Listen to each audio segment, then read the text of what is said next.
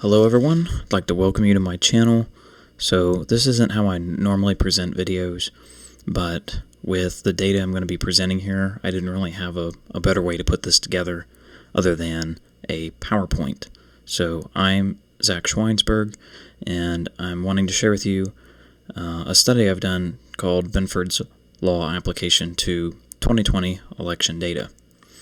So before we get into the motivation, in case you don't know what Benford's Law is, if we take a set of numbers and examine the first significant digit, so that's just a fancy way of saying if we take the leftmost digit in the number, and for simplicity, let's not focus on negative numbers or numbers where 0 might be the leading number on the left, for example, decimal points.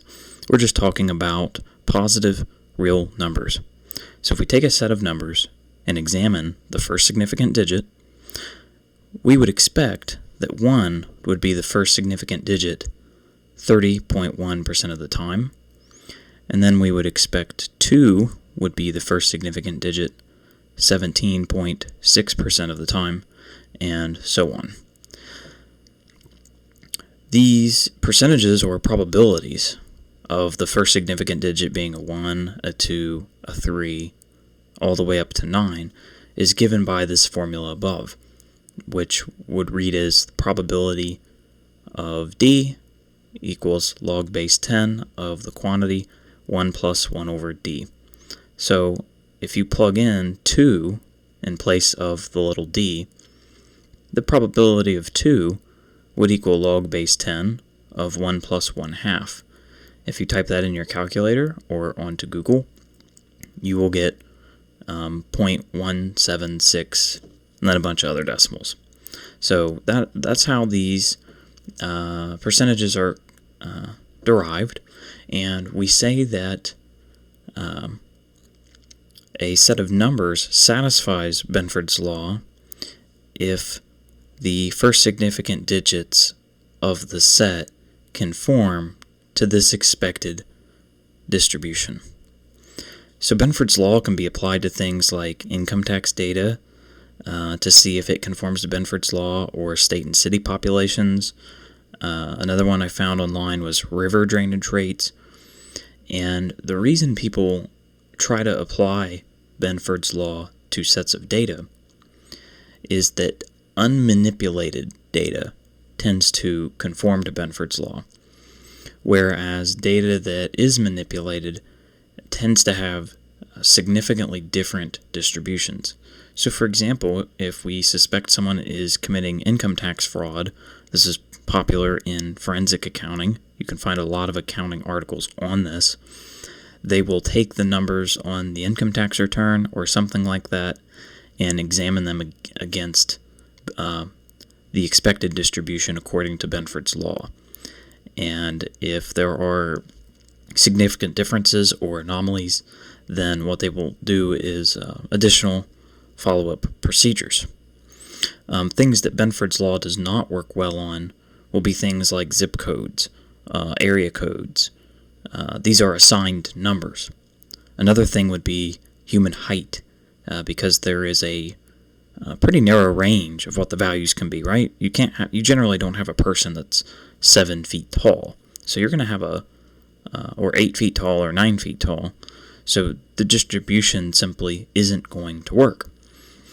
So again, we use Benford's law to analyze data and determine whether or not it appears to be manipulated or if it is naturally occurring.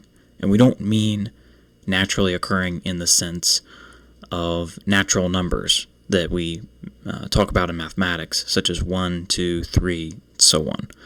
By natural, we mean unmanipulated. So on to our next slide, the motivation. I actually came across a video on YouTube by Robert A. Bonavito. He is a forensic accountant, a CPA out of New Jersey. And what he does in his video is he applies Benford's law to the number of votes cast in, I think, Pennsylvania. And what he does is he takes the number of votes that were cast for Joe Biden by county. Okay, so he takes all the county votes for Joe Biden, and he takes all of the county votes for Donald Trump, and he adds them up. Oh, sorry, he doesn't add them up, but he retains the first significant digit and then looks at the frequency of the first significant digits in the set and compares that against what we were expecting based on Benford's law. So if you can see this screen here, I'll include a link to this down in the description. But in the state of Pennsylvania, we would have expected 16 counties to have total vote counts for Joe Biden that started with a 1. The actual was 24% or 16, and we were expecting 30. So what Robert Bonavito notes here is that there were fewer counties than expected that had vote counts that's where the first significant digit was equal to 1, and we had higher than expected counties where the first significant digit was a 4. See, the actual is 19%, whereas the expected, based on Benford's law, was only 10. Now, if we look at Donald Trump, we see that for 1 being the first significant digit, it occurs at a much greater frequency, 43%, whereas Benford's law would have suggested that this should have occurred 30% of the time. He talks about this too. I'll play a little bit. Digits 1 through 9. Here's the frequency. Here's the number of times a 1 was the first digit in a number for a county. There's 67 counties, right? So 16 times the number started with a 1, 7 times it started with a 2, 4 times it started with 3, and 67. Now, what is the actual percentage? Here's the actual percentage. 24% of the time it started with 1, 10% it started with a 2, etc. Now, this is what Benford's law is saying. No, it should be 30%. It should be 18. So this is telling you there's anomalies in this data, right? Look at this. 19% of the numbers start with a 4, but showing you... Okay, so I'm going to pause that right there. And the first thing that I take issue with what he says in this video is that this shows that there are anomalies. And while yes, there are differences between the actual and expected, we don't have a way to quantify whether or not those differences are large enough to be considered statistically significant. Sure, we can quantify the number of times it should have happened versus what we were expecting, but how different is different enough? And there are methods that statisticians can employ and that I'll use in this video to quantify these differences and see if they are meaningful. Only should be 10, right? This is the Biden calculations from the Political website. Okay, this is all independent stuff. Now let's look at Trump. Trump, 29% of the time, 29 times the number started with a 1, right? It should be 30%. That's 43%. Okay, this data here, there's issues with the data. Now, I would expect only 18% of the time the number started with 11, it started 16. Again, this is showing you that there's some anomalies in the data. The way to see this from visually is, let's take a look at a histogram, okay, for the same data. Here's a histogram. So we'll get into histograms here in a minute, but what he's setting up the case for is that the number of Trump votes were lower than what they should have been because 1 occurred more frequently, and the Biden votes were higher. So I like it that he brought attention to Benford's law, and this is an interesting topic, but I don't like that we didn't really get the full story behind this video. And so, of course, the other motivation is the public is interested in something like the 2020 national election results. Let's see here. Can I move on? Okay, so what did I actually do in this study? So I apply this study to the whole country. So for one, we're not just going to look at Pennsylvania. We're going to look at all 50 states. And we took for each state the number of votes that were cast for Joe Biden and Donald Trump by county. And we considered each state to be their own sample size.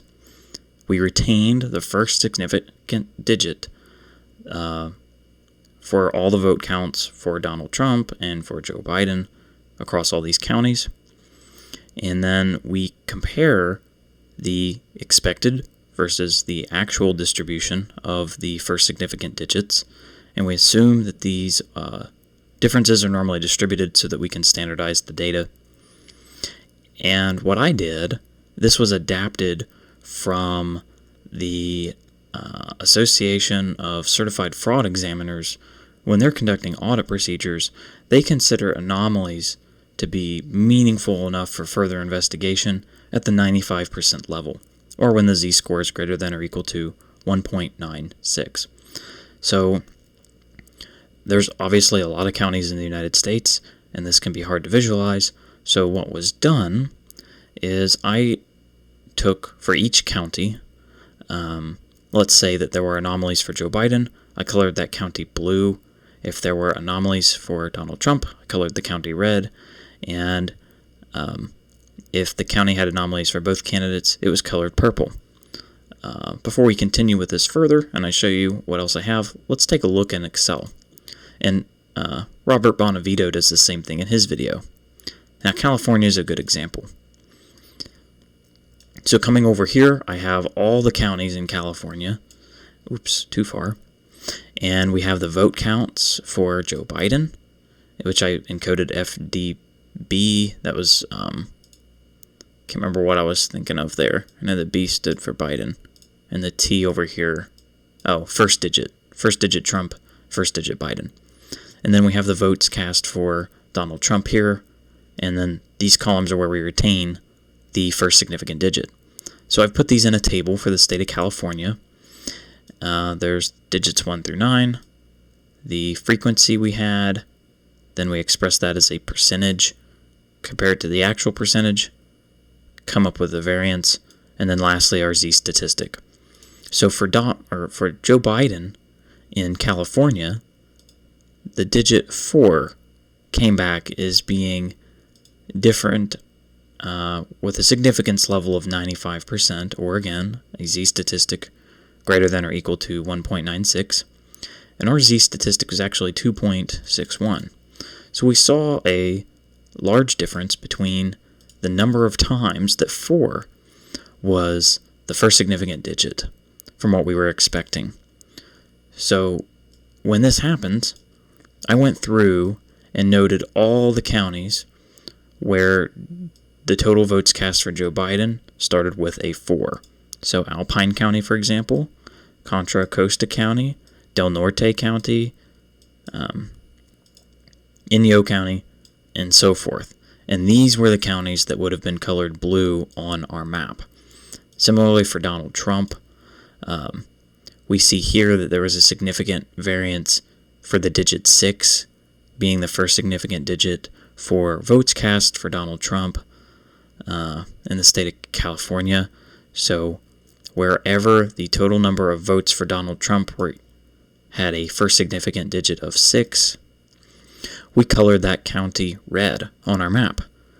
Now, Del Norte is a good example because, look, for Joe Biden, the first significant digit was a 4, and for Donald Trump, the first significant digit was a 6. So we have to account for this on our map.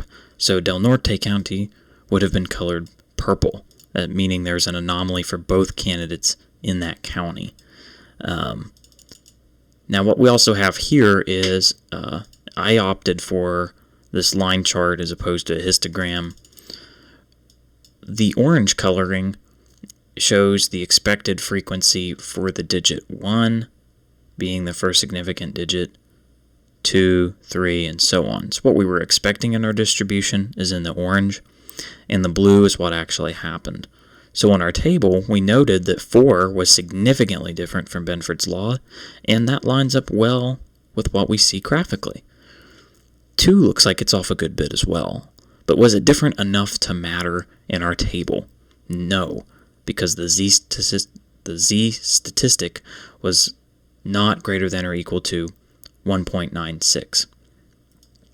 Similarly for Donald Trump, we had noted that 6 was significant, and that lines up visually on our graph.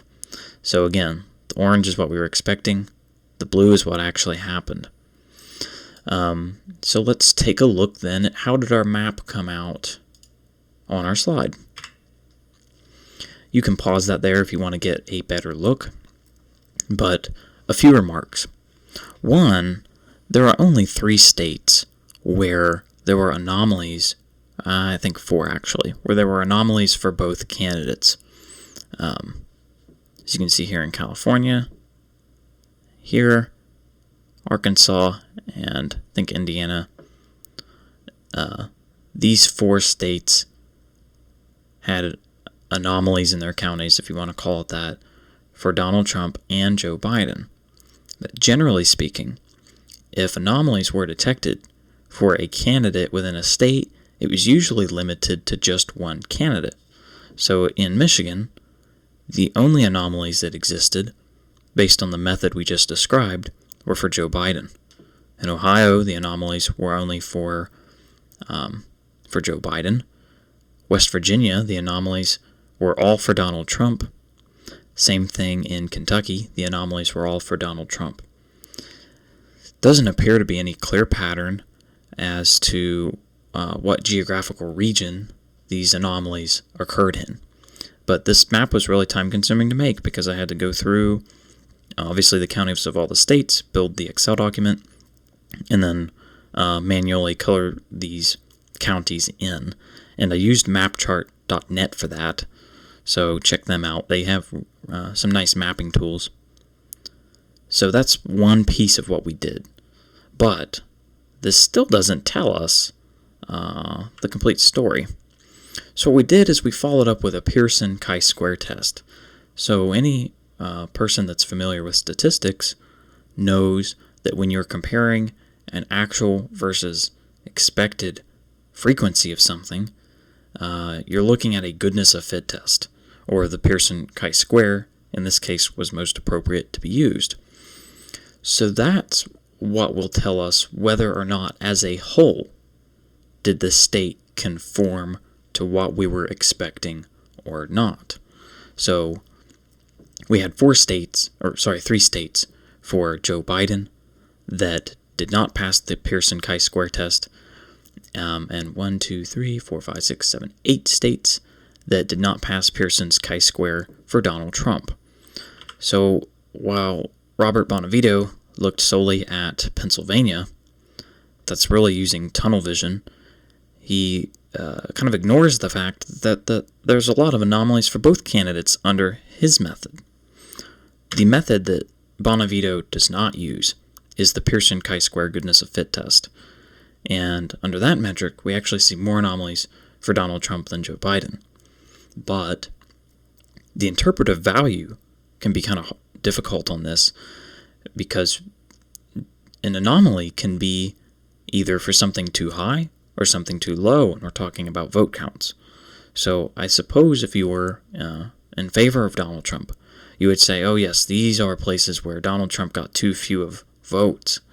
But it doesn't hold up well for like Ohio, where Donald Trump actually won Ohio. It works for Pennsylvania, right? Because Joe Biden won Pennsylvania and there's an anomaly for him. So you would be inclined to say that, yep, there was cheating in Pennsylvania. See, it doesn't pass the Chi-Square test. We have the anomalies on this graph. Again, it doesn't work out well for Ohio. And then, again, if we're going to say there's issues in Pennsylvania, we'd also have to say there's issues in Kentucky, because Donald Trump won Kentucky, just like Joe Biden won Pennsylvania, and Kentucky's Chi-Square test does not hold up for Donald Trump, just like the Chi-Square test for Joe Biden does not hold up. Now, to be clear on what we're doing, let's hop back into our Excel document, and I'll go over to Pennsylvania and show you the Chi-Square, in case you're not up to speed. So what we do in the Chi-Square test is we take the actual frequencies of each digit, and then we have our expected frequencies of each digit. We calculate the differences. We square the differences. Then we divide each of those difference of squares. We divide each of those by the expected value. And when you add up the difference of squares divided by the mean, you come up with your Chi-Square. Now, with degrees of freedom being 8 and our significance level being 0.05, this is our critical chi-square value. So if we get a chi-square that is larger than this value, we say that the set is different enough so that as a whole, we reject the null hypothesis. So in case you don't know, the null hypothesis in a chi-square test is that the observed frequency and the actual frequency are the same, and then the alternative hypothesis is that they are not the same. And then if your chi-square is greater than your chi-square critical value, we reject the null hypothesis, or we reject the claim that the two distributions are the same, and then report the p-value accordingly. For Donald Trump in Pennsylvania, though again, this is kind of like looking at two sides of a coin almost, because we can really, if we're trying to take a pro-Biden stance, we can zero in on this chart and say, see, the null hypothesis is rejected, this doesn't follow Benford's law, just screams fraud everywhere. But if we want to take a pro-Biden approach, what we might be inclined to do is to look at Donald Trump's chi-square and say, see, Donald Trump's votes conform to Benford's law, so no manipulation going on here. His chi-square is only 5.6, and the chi-squared critical value is 15.507. So in this case, we accept the null hypothesis that Trump's first significant digit distributions by county align with Benford's law. So that's what this map is telling us. So in part 2, so again, this comes down to a difference in perspective. What we did in the first test here with this procedure is we considered each state its own sample size, right? We made an individual table for each state and looked at the Trump votes and the Biden votes and compared it against Benford's law. What happens if we get rid of all these artificial state lines, so to speak? And what if we put all the counties together and look at the votes cast for Joe Biden and the votes cast for Donald Trump all as one big sample? And that's what we have going on here in procedure 2. So instead of looking at it by state, we're looking at it countrywide. Now, back to an earlier point, notice that when an anomaly occurs in a sample, for each of these states or samples under procedure 1, we generally only get anomalies for one candidate. Okay? In Ohio, the anomalies were all for one candidate. Pennsylvania, New York, New Jersey, Maine, Michigan. So generally, when anomalies like this occur, they're going to be for one candidate. And we see that pattern carries over when we look at things on a national level. Here's our map. The anomalies are only for Joe Biden. They do not appear to be restricted to any particular geographic area of the country. Pretty well distributed all throughout. So here's the chi-square that was prepared for Joe Biden. Again, observed, expected, the sum of squares divided by the mean. And we performed a one-way chi-square test to examine the relationship between the frequency of digits 1 through 9 and the number of votes cast for Joe Biden by county across the United States. The distribution that we saw for the first significant digit of votes cast for Joe Biden by county across the United States does not conform to Benford's law, and the p-value was less than 0.05. So overall, the number of votes cast for Joe Biden does not follow Benford's law. For Donald Trump, we find that the number of votes cast under the same conditions do conform to Benford's law. And here is a line chart that compares. Now this raises another point of criticism. Notice, again, the orange is what we were expecting, and the blue is what actually happened. Donald Trump's matches very nicely. But Joe Biden's, it really does too. I mean, how many votes are we talking about? We're talking about, well, not votes, but counties. We're talking about 3,113 counties. Joe Biden has, in my opinion, some pretty small anomalies going on here. But, based on our chi-square goodness of fit test, it's different enough to say that it does not match.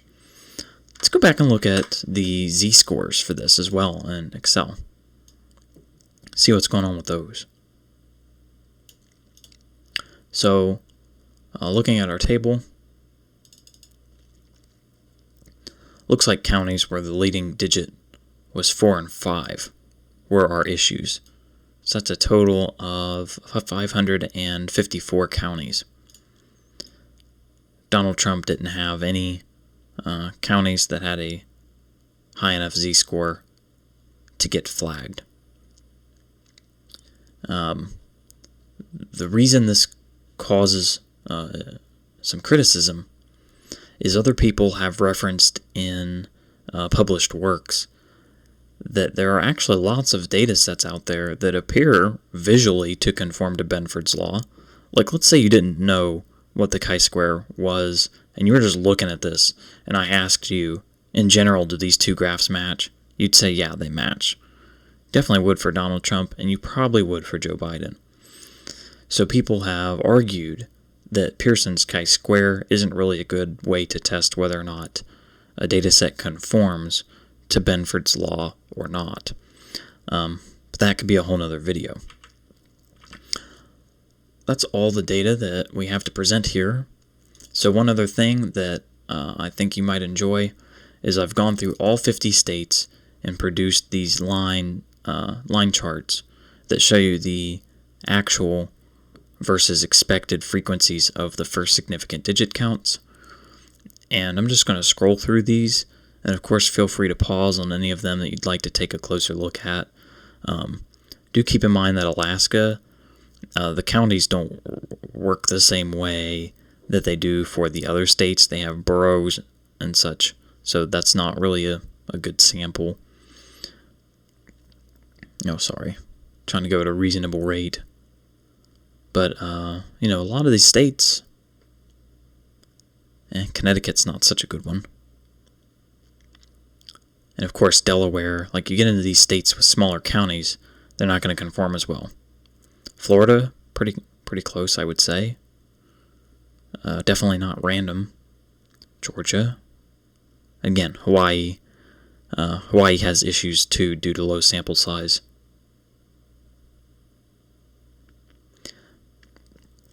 I'm not really sure where to put this data. I'd like to post it somewhere online where people can access it, view my work papers, and we can comment and discuss on it.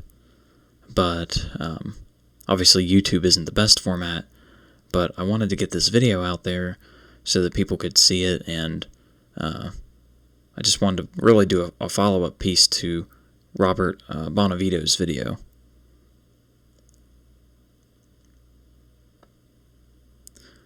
It's a lot of states, so I'm sure you can imagine that this took some time to do.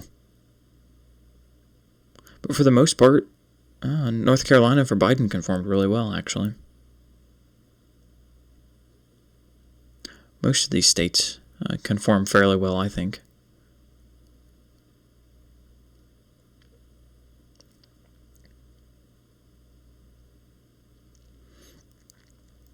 So it's really easy if you want to omit certain facts to try to skew this one way or the other politically. But to me, it just kind of looks like a bunch of wash. I'm not sure you can really make something out of this one way or the other. And then just some summary graphs that I chose to include. These are all the states that have some anomaly for some candidate, whether it's Joe Biden or Donald Trump, and I just highlighted them one color. And then to break away from the sort of red and blue scheme, this is just all the counties that had anomalies, period. So, again, no real obvious patterns going on here. And then the rest of these, I believe, are the charts that I've shown you earlier. And then there's the charts for all 50 states. Again, pretty darn close, if you ask me, on both of these. In fact, the one I have in PowerPoint makes it look a little worse for Joe Biden, I think. And then these are this map of the states that had an anomaly for either Joe Biden or Donald Trump, but not specifying which, and it's pretty much the whole country. And you saw this one on the right already in the PowerPoint. So let me know what you think down in the comments below. I hope you found this informative, and take care.